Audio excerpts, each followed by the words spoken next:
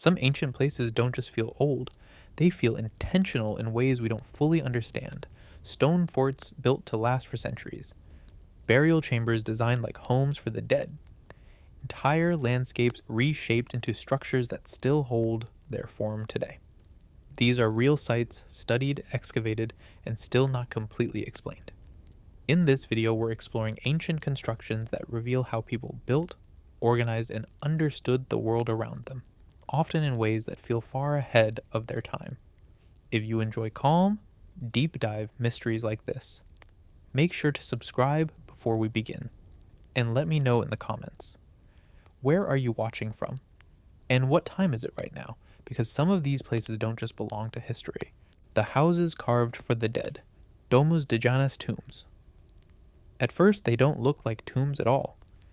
They look like small doorways cut into rock, openings that resemble entrances to simple homes with frames, shapes, and proportions that feel familiar, almost domestic, as if they were meant for the living rather than the dead. But that impression is only the beginning, because these are not houses. They are domus de Janus, a name that translates to houses of the fairies. Ancient, rock-cut tombs found across Sardinia, carved directly into stone thousands of years ago, creating spaces that imitate life, but serve something entirely different. And that imitation is what makes them stand out. Because instead of creating abstract burial spaces, the builders shaped these interiors to resemble actual dwellings, with carved doorways, niches, and even features that suggest rooms, as if the dead were placed not into graves but into a continuation of the spaces they once occupied. And that idea changes everything, because it suggests that burial was not only about placing the body, but about recreating an environment, a familiar setting that carries meaning beyond physical function. The entrances are often small, low, requiring movement to change in order to enter, forcing a shift from standing to bending, creating a transition that is both physical and perceptual, marking the movement from outside to inside in a way that feels intentional. And that transition matters, because it separates spaces, not just in terms of location, but in terms of experience. The interior is different, enclosed, defined, carved with care, sometimes simple, sometimes more complex, but always shaped in a way that suggests design rather than randomness. The walls may include recessed areas, carved features that resemble architectural elements, even though they are cut from solid rock, not assembled from separate pieces. And that carving requires effort, because working directly into stone is not a quick process. It involves repeated action, shaping, refining, removing material in a controlled way to achieve a desired form. And that control reflects understanding, not only of tools, but of material, of how stone behaves, of how it can be shaped without breaking, of how to create space within something that is solid. And that process transforms the rock from a surface into a structure, from something natural into something defined. But the purpose remains connected to burial, because within these chambers, human remains were placed, often accompanied by objects, indicating that the space was used repeatedly, that it was not a one-time use, but part of an ongoing practice. And that repetition suggests continuity, because returning to the same space for burial implies recognition, memory, a connection between individuals across time. And that connection is reflected in the design, because shaping the tomb like a house suggests that the dead were not being separated completely from life, but placed into a space that mirrors it, creating a form of continuity between the two. And that idea appears in different ways across ancient cultures. Not identical, but similar in concept. The idea that death does not end presence but transforms it. That the environment of the dead should reflect something of the environment of the living. And that reflection is what defines these tombs. But even with that interpretation, there are details that remain uncertain. The exact beliefs associated with these structures, the specific rituals performed within them, the meanings attached to different carved features. All of these are not fully preserved in a way that allows complete understanding. And that leaves space for interpretation, for multiple possibilities, for meanings that may have shifted over time. But the physical structure remains clear.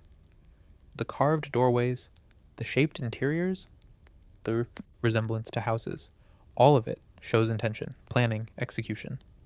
Because this is not accidental.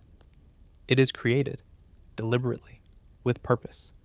And that purpose, even if not fully defined, is expressed through form, through how the space is shaped, through how it is entered, through how it is used.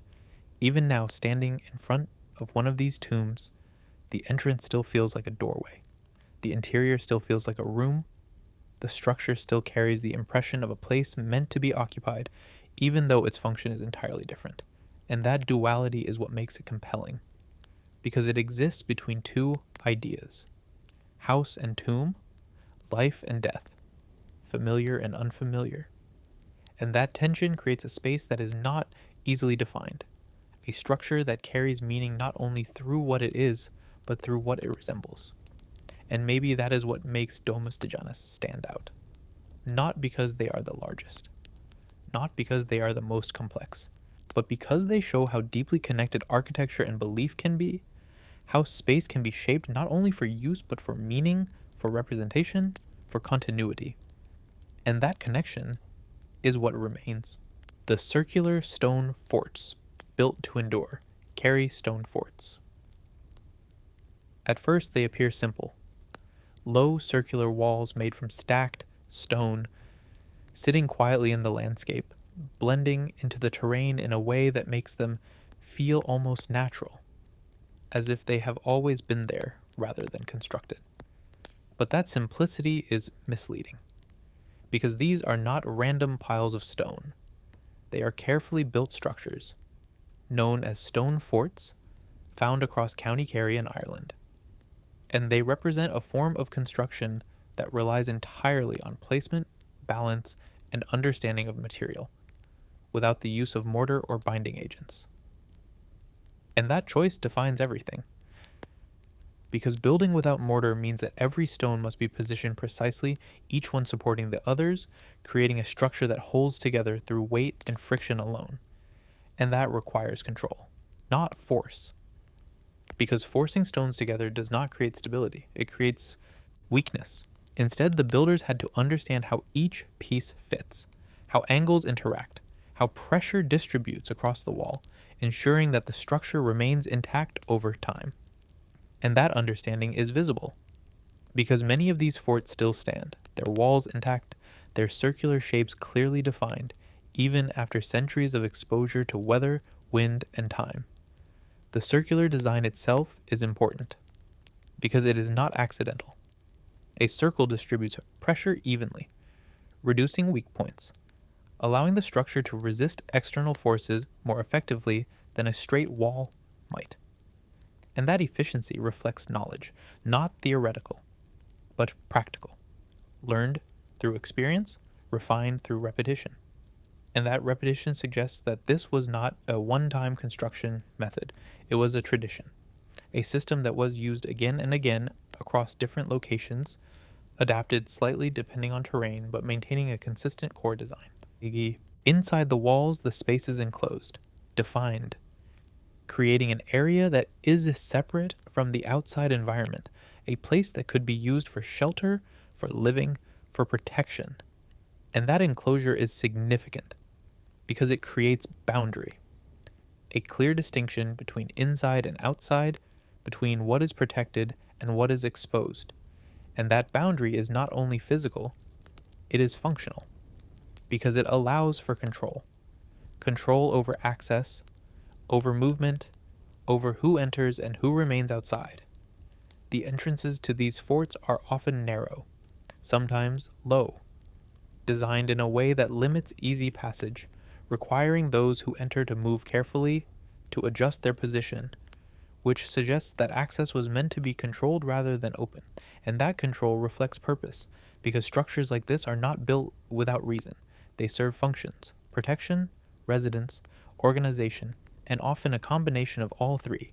But the exact use of each fort may have varied, because while some show evidence of domestic life, others may have served more specialized roles, depending on their location, their size, and the needs of the community that built them. And that variation adds complexity, because it shows that these structures were not identical in function, even if they share a common design. But the consistency in construction remains. The dry stone technique, the circular layout, the enclosed space, all of these elements appear repeatedly, suggesting a shared understanding of how to build effectively using the materials available, and that shared understanding reflects community. Because knowledge like this is not isolated, it is passed down, taught, refined over time, and that transmission allows the method to persist, to be used across generations, to become part of how people interact with their environment. The placement of these forts also matters, because they are often located in positions that provide advantage, elevated ground, open visibility, access to surrounding land, and that positioning suggests that they were integrated into the landscape in a way that supports their function, whether for observation, defense, or simply maintaining awareness of the surrounding area. And that integration reflects planning, because choosing where to build is just as important as how to build. Even now, standing within one of these forts, the space feels contained, the walls creating a sense of separation from the outside, the circular shape guiding movement, creating a continuous boundary that surrounds the interior. And that experience reflects the original intention, because the structure is not only about form, it is about how that form is used, how it shapes movement, how it defines space. But even with all this, there are aspects that remain uncertain. The exact social structure of the communities that built them, the specific roles each fort played, the full range of activities that took place within these spaces. All of these are not fully preserved in detail, and that leaves room for interpretation, for multiple possibilities, for understanding that is based on evidence but not completely defined by it. But the physical presence remains. The walls, the layout, the design, all of it shows intention, skill, understanding. Because these are not temporary structures. They were built to last, and they have, even after centuries, even after changes to the surrounding environment. Because the method works, the design holds, the structure endures, and maybe that is what makes the Kerry stone forts stand out. Not because they are the largest, not because they are the most complex, but because they show how simplicity, when combined with knowledge and precision, can create something that lasts, something that continues to function long after the people who built it are gone. And that endurance is what remains. The burial grounds that revealed a hidden power, Archaeological. At first it looks quiet. A stretch of land marked by stone remains and reconstructed gateways. Nothing that immediately suggests the depth of what lies beneath it. Nothing that clearly shows why this place became so important in understanding early civilizations in this region. But the surface is only part of the story, because beneath it there are tombs, carefully constructed burial chambers that contain more than just remains, spaces that were prepared with intention, with arrangement, with a level of detail that suggests something beyond a simple burial. This is Archaeological. And what makes it stand out is not only what was found there, but how it was placed. Because the burials are not random, they follow patterns. Bodies positioned deliberately, objects arranged with care, elements included that do not serve practical purposes, but clearly carry meaning. And that meaning is what draws attention. Because within these tombs, archaeologists discovered objects that are unlike ordinary tools. Metal artifacts shaped into complex forms. Standards made of bronze, featuring geometric designs, animal figures, and intricate arrangements that suggest symbolism rather than function. And these objects are not casual, they require skill, precision, the ability to shape metal using heat, to control form, to create something that holds together structurally while also carrying visual complexity. And that level of craftsmanship reflects knowledge. because working with metal is not simple. It involves understanding temperature, material behavior, timing, all of which must come together correctly to produce a usable result. And when that knowledge is applied to objects that do not serve direct survival needs, it suggests something else. A shift from necessity to expression, from function to meaning. And that shift is important because it shows that the society connected to this site was not only focused on survival, but also on representation, on creating objects that carry ideas, that symbolize something beyond their physical form.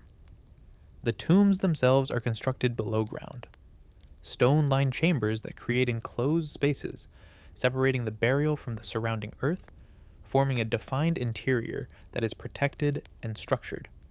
And that separation matters, because it shows intention. The body is not simply placed in the ground. It is placed within a space that has been created, designed, prepared, and that preparation reflects care, because it involves effort, planning, execution, all directed towards something that is not immediately practical. And that suggests belief.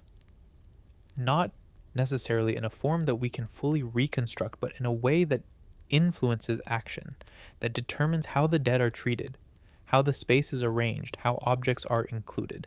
And that belief is visible through pattern, because similar arrangements appear across multiple tombs, suggesting that these practices were not isolated, but part of a shared system, a way of doing things that was repeated and maintained. And that repetition reflects structure, because it shows that there were established practices, understood and followed, likely passed down and reinforced over time. There is also a clear indication of status, because not all burials contain the same level of detail. Not all include the same types of objects, suggesting that some individuals were treated differently, that their burial was given more attention, more resources, more complexity, and that difference reflects hierarchy, the presence of individuals who held a different position within the society, whose identity carried into the burial process. And that continuation of identity is important, because it shows that death did not erase distinction. It preserved it, expressed it, through the objects placed alongside the individual, through the structure of the tomb, through the arrangement of the space. Even now, when the site is studied, the patterns remain visible, the objects still present, the layout still clear enough to allow interpretation, even if not all details are fully understood. And that clarity provides insight. Not complete, but enough to show that this was a society with organization, with roles, with the ability to produce and place objects in ways that reflect meaning beyond immediate function. But there are still gaps, because while the physical evidence shows what was done, it does not fully explain why it was done in exactly this way. The beliefs behind the practices, the meanings attached to specific objects, the reasons for certain arrangements, all of these remain partially hidden, inferred rather than confirmed, and that leaves space for interpretation, for multiple possibilities, for continued study. But the presence of the site itself remains undeniable.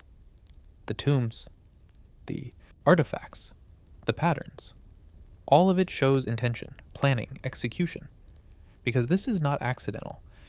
It is structured, deliberate, and that deliberateness reflects a level of development that challenges simple assumptions about early societies, showing that complexity existed, that meaning was expressed, that structure was present.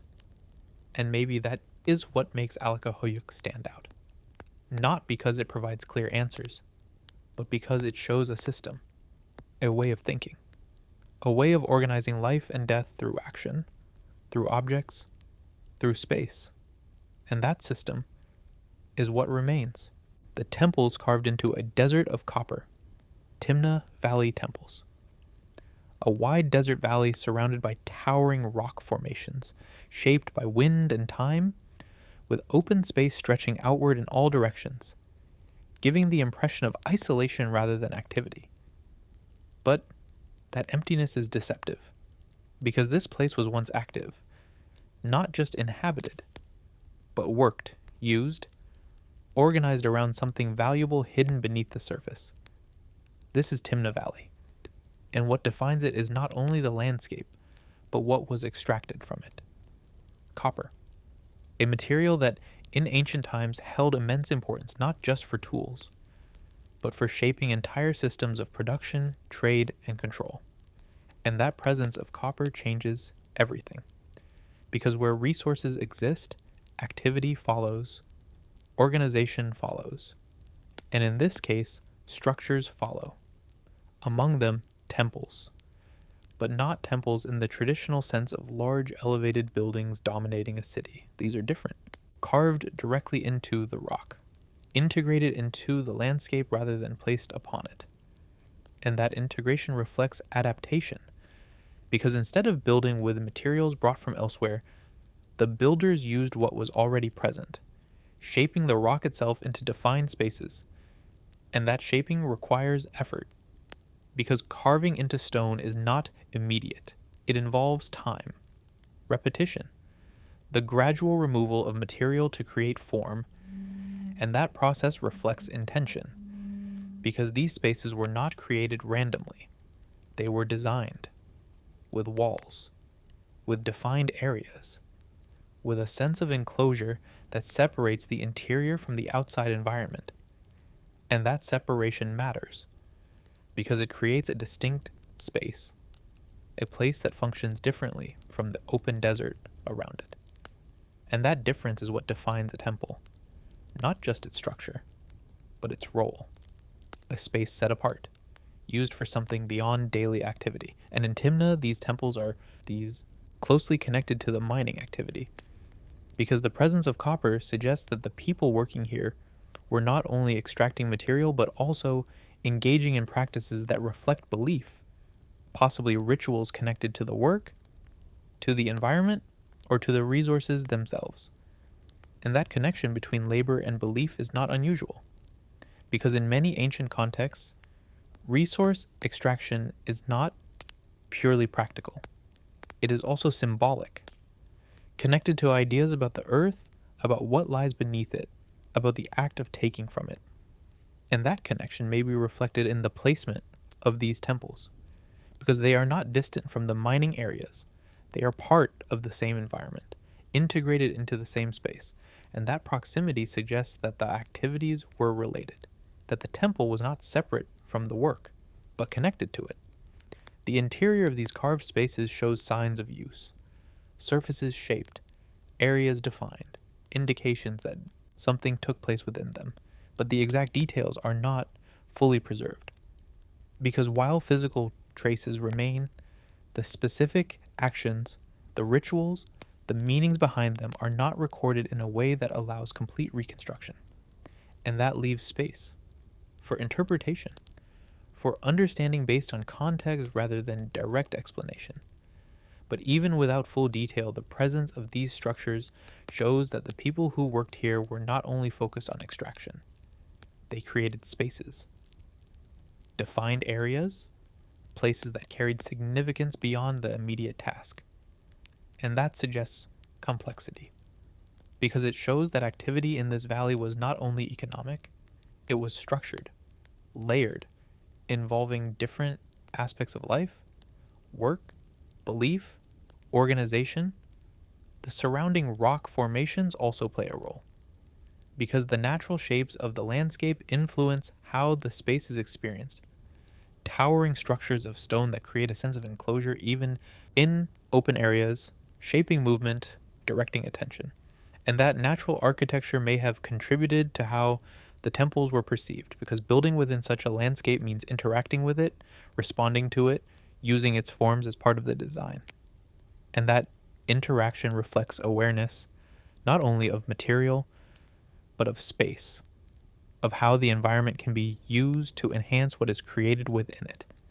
Even now, walking through Timna Valley, the contrast is clear. The open desert, the carved spaces, the remains of activity, all of it exists together, creating a landscape that is both natural and altered, both untouched and shaped. And that combination is what defines the site, because it shows how human activity can integrate with environment, rather than replace it, how structures can emerge from the landscape rather than stand apart from it. But there are still questions, because while the presence of the temples is clear, the full meaning behind them is not. The specific beliefs, the exact rituals, the reasons for certain design choices, all of these remain partially hidden, and that uncertainty is part of the site, because it leaves room for interpretation, for continued exploration, for understanding that is built over time, but the physical evidence remains.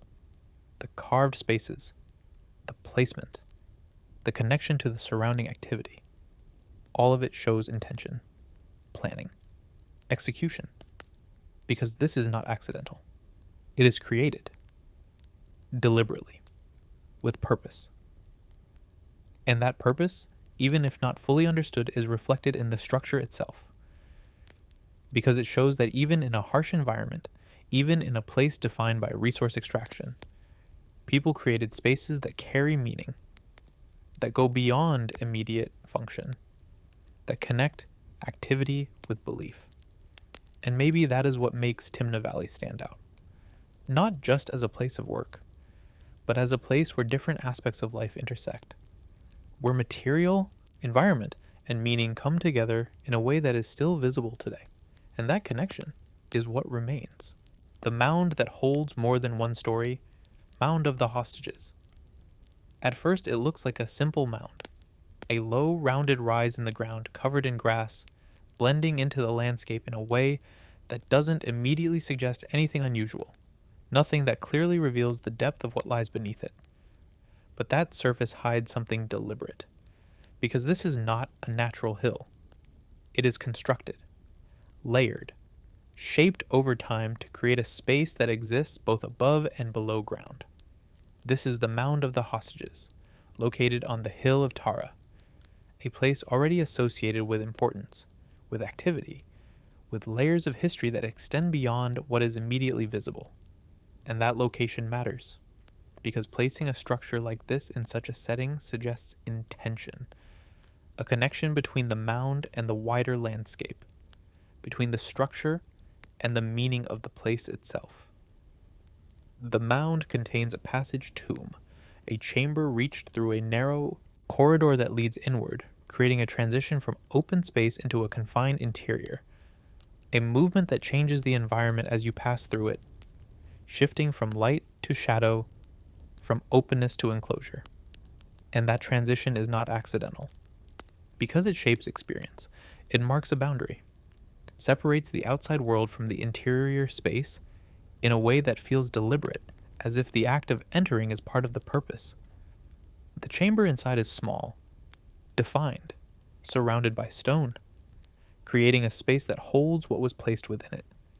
And what was placed there was not limited to a single moment, because evidence suggests that the tomb was used repeatedly, across different periods, with multiple burials occurring over time, indicating that this was not a one-time structure, but part of an ongoing practice.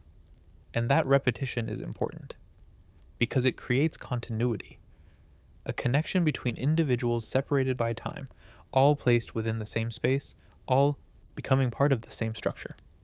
And that connection reflects a way of understanding death that goes beyond the individual, a perspective that sees burial as part of a larger system, something shared, something repeated, something maintained.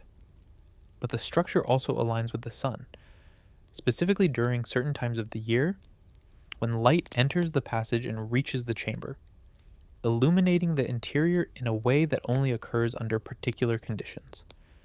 And that alignment adds another layer, because it shows that the structure was not only designed in terms of space, but also in relation to time, to cycles, to movement beyond the immediate environment. And that connection between structure and natural cycles suggests awareness, observation, the ability to recognize patterns in the environment and incorporate them into construction. And that integration reflects knowledge, not abstract, but based on experience, on watching, on understanding how light, understanding how it moves, how it changes over time, how it interacts with the landscape. and that understanding becomes part of the design. But even with these elements, there are still questions. Because while we can see how the structure was built and how it aligns with certain events, the full meaning behind these choices is not completely preserved. The reasons for specific alignments, the beliefs associated with them, the significance of the repeated burials, all of these remain partially hidden, inferred rather than confirmed, and that leaves space for interpretation, for multiple possibilities. But the physical evidence remains clear. The mound, the passage, the chamber, the alignment, all of it shows intention, planning, execution. Because this is not random. It is structured, deliberate, created with purpose, and that purpose extends beyond simple burial. Because the combination of repeated use and alignment with natural cycles suggests that this was a place of significance not only for the dead but for the living as well, a place that connects different aspects of experience, space, time, memory, and that connection is what defines the site, because it shows that structures like this are not isolated, they are part of a broader system, a way of interacting with the environment, a way of marking time, a way of maintaining continuity. Even now, standing near the mound, the shape is still visible, the entrance still present, the alignment still functional, creating a connection between the present and the past that is not only conceptual but physical. Because the structure continues to do what it was designed to do, even after thousands of years. And that persistence is what makes it significant, because it shows that the design was not only effective, but lasting, that the understanding behind it was sufficient to create something that continues to function. And that continuity connects us to the people who built it, not directly, but through what remains, through what still exists, through what can still be experienced, and maybe that is what makes the Mound of the Hostages stand out. Not because it provides clear answers, but because it combines structure, repetition, and alignment in a way that suggests a deeper system, a way of thinking that connects space, time, and memory into a single place. And that connection is what remains. The foundations, built from stones, too large to ignore. At first, they don't stand alone. They sit beneath everything else, partially hidden, often overlooked. Because when we look at ancient sites, attention usually goes to what rises above the ground, walls, temples, visible structures that define the skyline. But beneath those structures, there is something else, something more fundamental. Foundations made from stones so large that they seem out of place, blocks that do not just support what is above them but define the entire structure from the ground up. And that is where the focus shifts, because these are not small building elements, they are massive, carefully shaped, positioned with precision, fitted together in ways that leave little to no gap between them, creating a base that feels solid, stable, and intentionally permanent. And that permanence is what stands out, because foundations are not meant to be seen. They are meant to hold, to carry weight, to remain stable over time. And using stones of this size suggests a decision, a choice to build something that would last, something that would not shift easily, something that could support whatever was placed above it without failure. But that choice raises a question, because moving stones of this size is not simple. It requires planning, coordination, effort on a scale that goes beyond individual work. And that effort must be justified, because no one moves massive stone without reason. And that reason is often stability. Because larger stones reduce the number of joints. Fewer joints mean fewer points of weakness. And that creates a stronger foundation, a more reliable base. And that understanding reflects knowledge, not theoretical, but practical. Built through experience, through observation of what holds and what fails, through refinement of methods over time. And that refinement is visible in the way the stones are shaped, because they are not always rough. In many cases, they are cut or fitted in a way that allows them to sit closely together, sometimes even interlocking, creating a connection that increases stability, distributing weight evenly across the structure. And that precision is not accidental. it requires control. The ability to shape stone to fit a specific purpose, to create surfaces that align, that connect, that support each other. And that level of control reflects skill. Because working with large stone is not only about moving it, it is about shaping it, positioning it, ensuring that it contributes to the overall structure in a way that enhances stability rather than creating imbalance. But the foundations also reveal something about planning. Because they are built before everything else. They define the layout, the boundaries, the positions of walls and spaces. And that means that the design of the structure exists before the visible parts are created. The foundation is the first expression, of that design, the base upon which everything else depends. And that dependency is important, because it shows that the builders understood sequence, that construction is not random.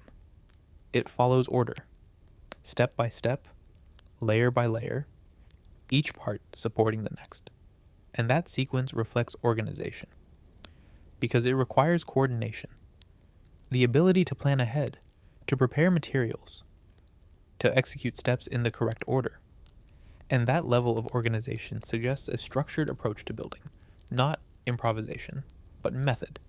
Even now, when upper structures have collapsed or disappeared, these foundations remain, the large stones still in place, still aligned, still holding their position in the ground. And that persistence is what makes them significant. Because they show what was meant to last, not the visible decoration, not the surface details, but the base, the core, the part of the structure that was designed to endure. And that endurance tells something. Because it shows that the builders prioritized stability, longevity, the idea that what they created should remain, should continue to exist even as time passes. But there are still questions. Because while we can see how these foundations were built, the exact methods used to move and position the stones are not always fully clear. Different theories exist, different interpretations based on available evidence, but no single explanation that applies to every site. And that uncertainty is part of the story, because it reminds us that understanding is not complete, that there are aspects that remain open, but the result is undeniable. The stones are there, the alignment is there, the structure remains, and that presence is enough to show that something was achieved, something that required effort, skill, planning, because these foundations are not accidental. They are deliberate. They represent the beginning of something larger, the base upon which everything else depends, and maybe that is what makes them stand out. Not because they are visible from a distance, but because they are essential, because they hold everything together, because they represent the part of the structure that was never meant to fail, and that stability is what remains. The stone boxes built, with unusual precision, dolmens of the North Caucasus. At first they seem too small to matter. Low stone structures, compact, almost box-like in form, sitting quietly in forests and open landscapes. Not towering, not immediately imposing, but present in a way that feels deliberate, as if each one was placed exactly where it was meant to be. But that simplicity is deceptive, because the closer you look, the more the details begin to stand out. Perfectly shaped stone slabs, flat surfaces aligned with precision, edges that meet cleanly.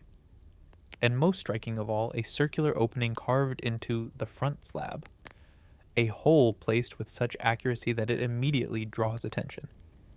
These are the dolmens of the North Caucasus.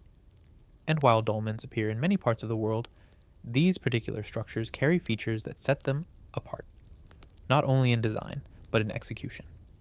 The construction is based on large stone slabs, 4 walls, a roof, sometimes a floor, all assembled to create a chamber. But unlike rough megalithic constructions, where stones are simply placed together, these slabs are often shaped, cut, and fitted in ways that suggest control, not just placement. And that control reflects understanding, because shaping stone to fit precisely requires planning, the ability to measure, to align, to ensure that each piece contributes to a stable and enclosed structure. And that level of precision is not easy to achieve, especially when working with large, heavy materials. But the most distinctive feature is the front slab. Because of the opening, a circular hole, often placed at the center or slightly offset, carved cleanly into the stone, creating an entry point that is far smaller than the chamber itself. And that feature raises questions, because the hole is not large enough for easy access. It is controlled, restricted, and that suggests intention, because it defines how the interior is accessed, how it is used, how it is interacted with.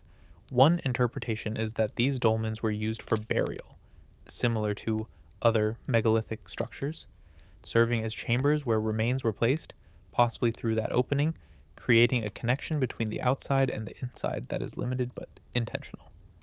And that limitation may have carried meaning, because restricting access changes how the space is perceived, turning it into something that is not easily entered, something that requires effort or specific action to interact with.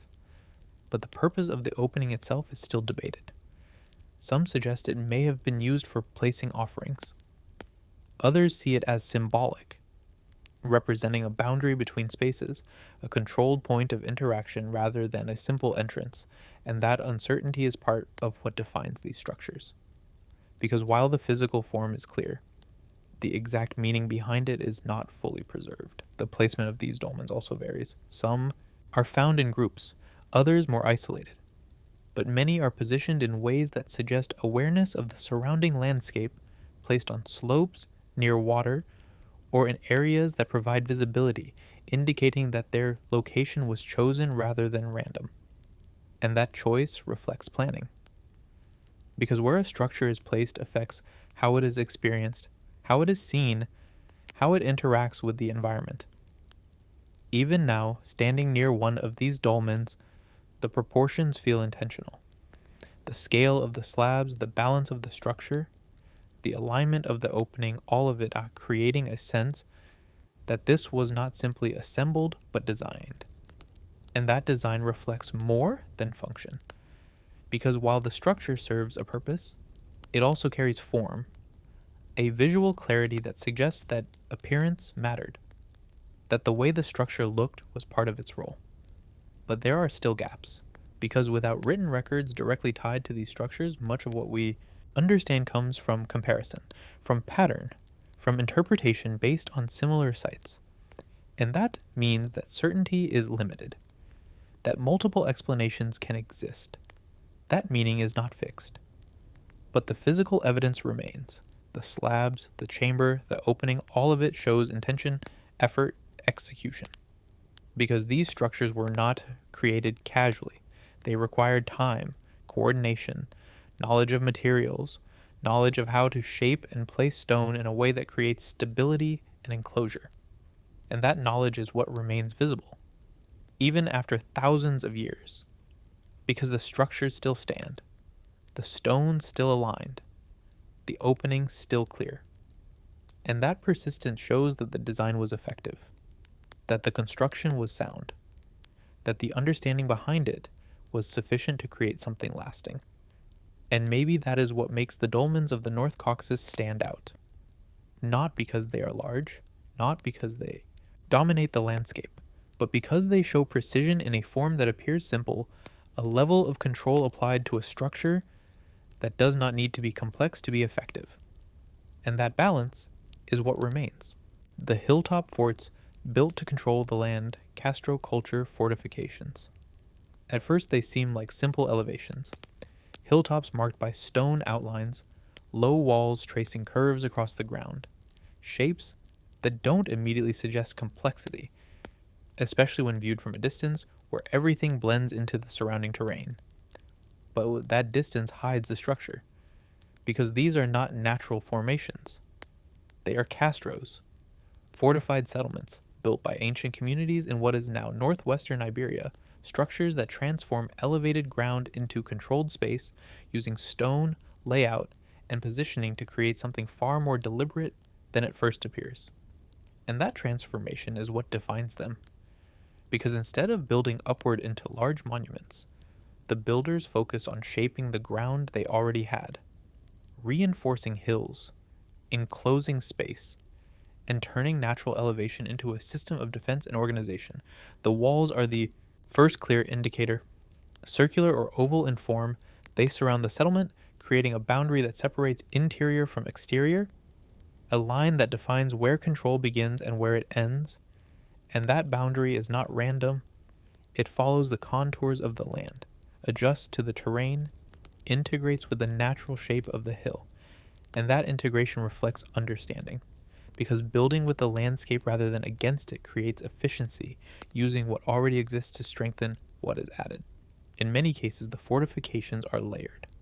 Multiple walls, multiple defensive lines, each one adding another level of difficulty for anyone attempting to enter, creating depth rather than a single barrier, a system designed to slow movement, to control approach, to increase the time and effort required to pass through. And that layering shows planning, because it anticipates action. It considers how people move, how they approach, how they might attempt to enter. And it responds to that movement by shaping the environment in a way that favors those inside. The entrances themselves reflect this control. They are rarely direct, often angled, sometimes narrow, forcing movement to change direction, to slow down, to pass through spaces where visibility and control are limited, and that design is intentional, because it creates points of vulnerability for anyone entering, while maintaining advantage for those within. But the castros are not only defensive, because inside the walls there is life. Structures arranged within the enclosed space, often circular in shape, forming a settlement that is organized rather than scattered, with paths, divisions, and areas that suggest planned use rather than random placement, and that organization reflects structure, because it shows that the space was not only protected, it was used, lived in, maintained, and that requires coordination. Because organizing a settlement within confined space involves decisions about placement, movement, and function, determining where structures go, how they relate to each other, how people move between them. And that level of planning suggests a community that operates with awareness of space, not only as physical area, but as something that can be structured and controlled. The materials used are local, stone gathered from the surrounding environment, shaped as needed, but often used in ways that preserve its natural form, creating walls that are strong, stable, and well integrated with the terrain. And that use of local material reflects adaptation, because it shows that the builders worked with what was available, understanding how to use it effectively rather than relying on materials that would need to be transported from elsewhere. The placement of these fortifications is also significant, because they are often located in elevated positions, providing visibility over the surrounding land, allowing those within to observe movement, to monitor activity, to maintain awareness of the environment beyond the walls. And that visibility is part of the design, because it extends the function of the structure beyond its immediate boundaries, connecting it to the wider landscape. Even now, standing within a castro, the layout is still visible, the wall still defining the space, the elevation still providing perspective, creating an experience that reflects the original intention, showing how the structure interacts with its surroundings. And that interaction is key, because the castros are not isolated. They are part of a network, distributed across the region, often within sight of each other, suggesting connection, communication, a system of settlements that are aware of one another. And that network adds another layer, because it shows that these structures were not only about individual communities, but about relationships between them, about how space is organized on a larger scale. But even with all this, there are still questions, because while the physical layout is clear, the exact social dynamics within these settlements are not fully preserved. The roles of individuals, the specific uses of different areas, the full extent of interaction between sites, all of these remain partially understood, and that leaves space for interpretation, for continued study, But the physical evidence remains: the walls, the layout, the positioning. All of it shows intention, planning, execution. Because these are not random settlements, they are designed, structured, built with purpose, and that purpose combines protection with organization, creating spaces that are both secure and functional. And maybe that is what makes the Castro culture fortifications stand out. Not because they are the largest, not because they are the most complex, but because they show how people shaped their environment in a way that balances defense, living, and landscape, creating systems that are efficient, adaptable, and lasting. And that balance is what remains. The mountain that was reshaped into power, Herodium. The hill rises too evenly, too symmetrically, as if its shape was guided rather than formed, standing apart from the surrounding terrain in a way that immediately suggests intervention, something altered rather than left as it was. And that impression is correct, because this is not simply a hill, it is Herodium, a site where the landscape itself was reshaped, transformed into a structure that combines architecture with terrain, creating something that exists between a natural formation and a constructed monument. And that transformation is what defines it. Because building on a hill is one thing, but shaping the hill itself into a specific form is something entirely different, something that requires moving vast amounts of earth, controlling its placement, ensuring stability, and integrating built structures into that reshaped environment. And that level of control reflects intention, not just to build, but to define space on a larger scale. At the summit, the remains of a circular fortress still stand, its walls forming a ring that follows the contour of the top, creating an enclosed space that is elevated above everything around it. And that elevation is significant, because it creates visibility, dominance, a sense of presence that extends beyond the structure itself.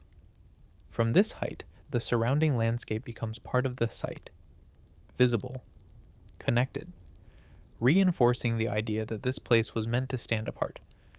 But the structure is not limited to the top, because below there are additional elements, lower complexes, water systems, paths that connect different levels, all of which create a network rather than a single building, showing that the site was designed as a whole, not as isolated parts. And that holistic design reflects planning, because it requires understanding how different elements interact, how movement occurs, how resources are managed. The water systems are particularly important, because maintaining water in this environment is not simple. It requires collection, storage, and distribution, ensuring that the site remains functional despite the conditions. And that system reflects knowledge, not only of construction, but of environment, of how to adapt to limitations, of how to create sustainability within a controlled space. But beyond the physical structure, there is meaning. Because Herodium is often associated with identity, with legacy, with the idea of creating something that represents more than function. And that is reflected in the scale, because reshaping a mountain is not necessary for survival. It is a choice, a decision to create something that stands out, something that remains, something that defines the landscape itself. And that decision reflects power, not only in the ability to build, but in the ability to command resources, to organize labor, to direct effort over time. Because a project of this scale cannot be completed quickly or casually. It requires coordination, planning, execution across time. And that coordination reflects structure within the society that made it possible. Even now, the shape of the hill is still visible, the symmetry still clear, the structure still present, showing how the landscape was altered in a way that endures. And that endurance is what makes it significant, because it shows that the transformation was not temporary. It was lasting. It continues to define the space even now. But there are still questions, because while we can see how the site was constructed, the full range of its uses, the daily activities that took place within it, the exact roles of different areas are not fully preserved. And that leaves space for interpretation, for understanding based on evidence rather than complete record. but the physical presence remains undeniable. The shaped hill, the structures, the layout, all of it shows intention, planning, execution, because this is not accidental. It is created, deliberately, on a scale that goes beyond ordinary construction.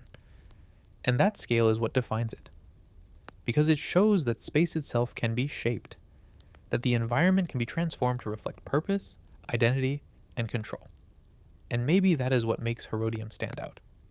Not because it is simply a structure, but because it is an alteration of the landscape itself, a place where natural form and human design merge into something that continues to exist, continues to be visible, continues to shape how the land is seen, and that transformation is what remains. The desert settlement built around connection, Pecos Pueblo. At first it looks like a series of low ruins, stone walls partially standing, outlines of rooms fading into the ground. A structure that feels quiet now, almost still, as if time has slowed within it, leaving behind only the shape of what once existed. But this was not a small place. It was a pueblo, a large organized settlement built in the American Southwest, where people lived, worked, and interacted within a structure that was not only functional but deeply connected to its environment and to the movement of people across the land. This is Pecos Pueblo. And what defines it is not just the buildings themselves, but the position, because this site was located along important travel routes, acting as a point of connection between different regions, a place where movement passed through, where interaction occurred, where exchange was possible. And that position shaped everything, because a place that sits along a path becomes more than a settlement. It becomes a node, a point where different groups meet, where goods, ideas, and practices move through, and that movement creates activity, organization, structure. The buildings themselves reflect this, constructed from stone and adobe, layered and shaped to create multi-room complexes, often rising in tiers, forming a structure that is both horizontal and vertical, with rooms connected, stacked, arranged in a way that maximizes space while maintaining stability. And that arrangement shows planning, because building in this way requires understanding how weight is distributed, how materials behave, how to create structures that can support themselves over time, and that understanding reflects knowledge, not abstract, but practical, developed through experience, through repetition, through adaptation to the environment. The interior spaces are varied, rooms used for different purposes, living, storage, activity, all contained within a larger structure that functions as a whole. And that integration is important, because it shows that the settlement was not random, it was organized, structured, designed to support daily life.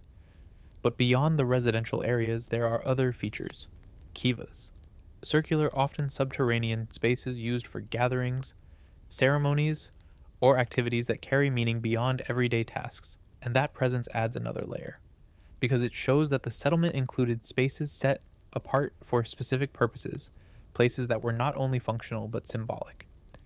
And that distinction reflects a way of organizing space, dividing it not only by use, but by meaning. The environment also plays a role, because building in this region requires adaptation to conditions, temperature, limited resources, availability of materials, and the structures reflect that adaptation. Thick walls that help regulate temperature, materials chosen based on what is available, locally, designs that respond to the climate rather than ignore it, and that response shows awareness, understanding of how to live within the environment rather than against it.